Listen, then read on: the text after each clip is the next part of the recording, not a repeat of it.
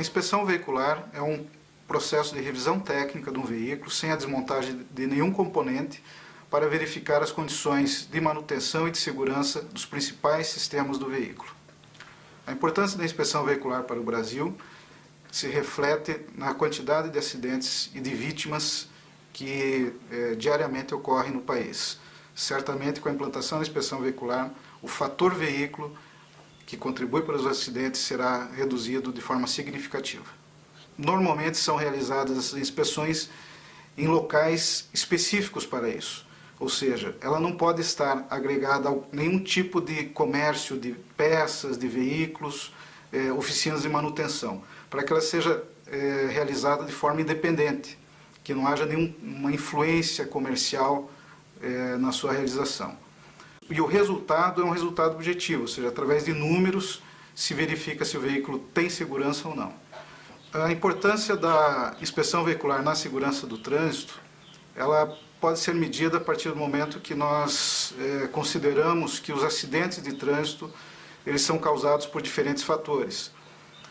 Normalmente se simplifica, aqui no Brasil principalmente, que a maioria dos acidentes são causados apenas pelo condutor. Na verdade, estudos em outros países indicam que os acidentes de trânsito eles têm a contribuição de diferentes fatores: a via, o veículo e o ser humano.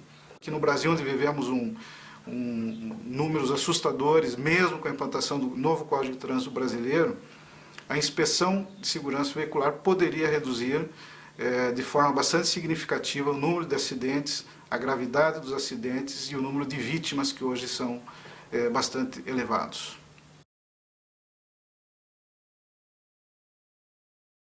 A maioria das empresas adotaram o sistema de catraca eletrônica, onde o motorista tem que fazer o trabalho de cobrador, onde que ele tem que tirar a passagem, dar o troco, embarcar e desembarcar os produtos, as malas, sacola deles. No entanto, as empresas tiraram isso para ter maior lucro, que o custo dos cobradores está embutido na tarifa das passagens. Quando dá muito passageiro que você atrasa, existe cobrança da fiscalização do Estado e a cobrança da própria empresa. Você exercendo essa dupla função, você fica muito cansado, muito nervoso, porque existe muita pressão de passageiro por causa que está parando muito, está atrasando o horário. Aí existe pressão da fiscalização da própria empresa, isso causa um estresse muito grande.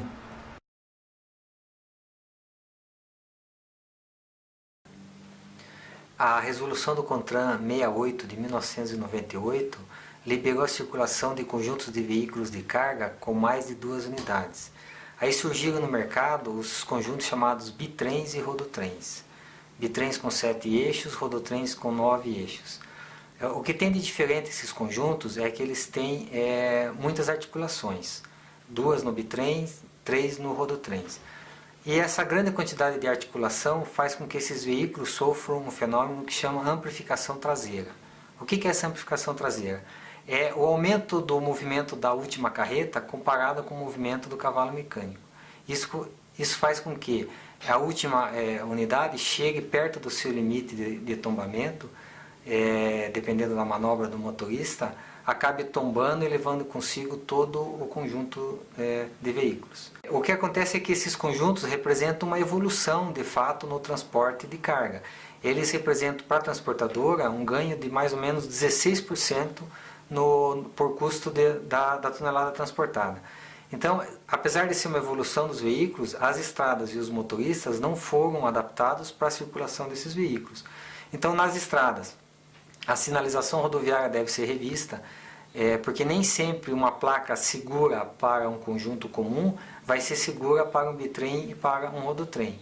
Então, a sinalização, as curvas, a geometria da pista, a largura das curvas precisa ser adequada para esses conjuntos de veículos. Da mesma forma, os motoristas. Hoje, quem tem uma carteira E pode dirigir uma carreta de um eixo e pode dirigir ao mesmo tempo um rodotrem de 9 eixos, que tem um comportamento completamente diferente na pista. Em todos os países do mundo que adotaram bitrens e rodotrens, como Nova Zelândia, Austrália, Canadá, eles criaram um treinamento especial para esse tipo de motorista, prevendo essas condições diferentes desses conjuntos. Aqui simplesmente nós estamos com bitrens e rodotrens circulando, sem qualquer aviso, sem qualquer preparação diferenciada para os motoristas. A idade elevada da frota de veículos de carga de uma maneira geral, não só bitrens e rodotrens, mas as carretas normais também, já chega a perto de 20 anos. Então muitos componentes de segurança chegam no seu limite de uso, né? Então, como por exemplo o pino-rei. O pino-rei é a peça que engata a carreta no caminhão. Ela é uma peça feita de aço especial e que com o tempo acaba se desgastando. E é costume no nosso país o motorista parar numa oficina na beira da estrada e encher esse pino-rei de solda. Como é um aço especial, ele não aceita bem a solda e acaba quebrando o pino-rei e causando sempre graves acidentes. O que acontece quando o pino-rei quebra? A carreta simplesmente desengata do cavalo mecânico e sai sozinha na pista. Além do pino-rei, que é o componente mais importante, é a questão do balanceamento de freio, né? Ou seja, um conjunto como tem muitos eixos, deve ser verificado se o freio está balanceado entre os eixos.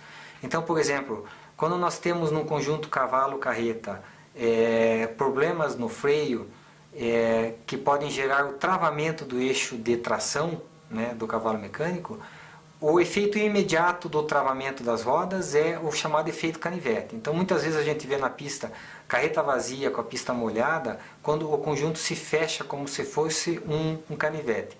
Isso é causado por problema de balanceamento de freio. Eu acho que o setor de transporte de carga precisa se conscientizar de que uma revisão periódica, uma manutenção preventiva nos veículos de transporte evita muito acidente. O acidente não é, como a gente imagina, 90% culpa do motorista. Muitas vezes é condição da via, condição do veículo, com uns problemas no sistema de freio, problema no pino-rei, problema em feixe de mola quebrado. Isso também causa acidente. Então, no meu ponto de vista, as transportadoras têm que repensar essa questão da manutenção preventiva nas unidades de carga.